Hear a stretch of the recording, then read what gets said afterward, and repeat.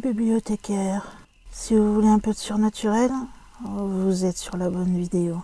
Surtout, n'oubliez pas de vous abonner, cliquez sur la cloche et laissez un petit like sur la vidéo. Ça fait toujours plaisir. Et maintenant, ouvrez bien vos oreilles.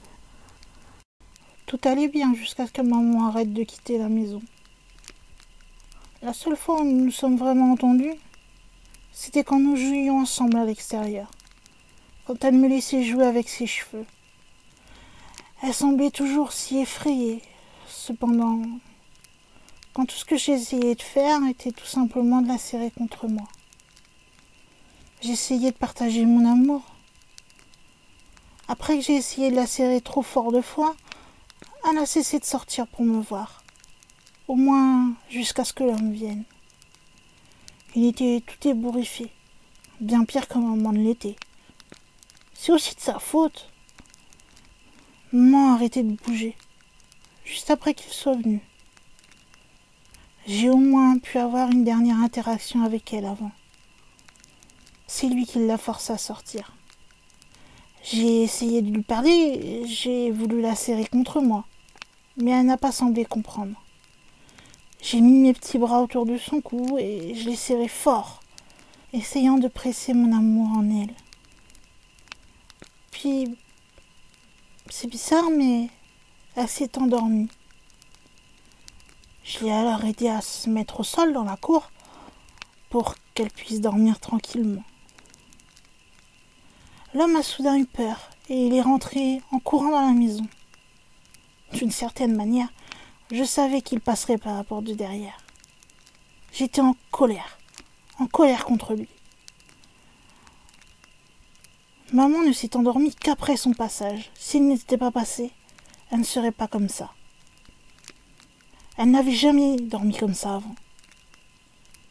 Qu'est-ce qu'il a fait pour la fatiguer? Pour qu'elle ne me parle pas et qu'elle ait les yeux si grands alors que j'essayais seulement de lui donner mon amour. J'ai alors fait exprès de serrer fort l'homme.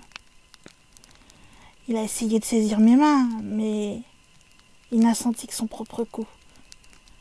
Il n'avait pas l'air de comprendre, alors que je babillais contre lui. Ce que je babillais ne correspondait pas à ce que je ressentais à l'intérieur. J'étais en colère contre lui, pour l'avoir emmené ma maman. Mais tout ce que je pouvais faire, c'était de lui demander des bonbons. Les bonbons de ma maman, c'était les seules choses que j'aimais. Je ne pouvais pas me contrôler, cependant. Et j'ai chassé les bonbons de ma tête qu'il avait laissé tomber au lieu de me venger de ma maman. Je me suis cachée sous le porche quand l'homme est parti. La saleté par terre était froide, mais douce et confortable. J'ai alors regardé ma maman allongée sur le sol dans la cour avant. Elle ne s'est jamais réveillée. J'ai pu traîner son corps sous le porche avec moi et m'allonger avec. J'ai dormi avec elle et je dors toujours tout le temps avec elle maintenant.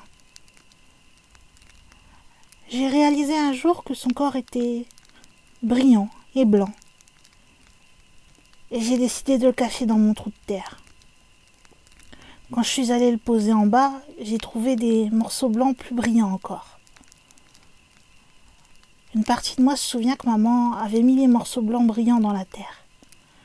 Elle a dit qu'elle le faisait pour moi. Et elle pleurait.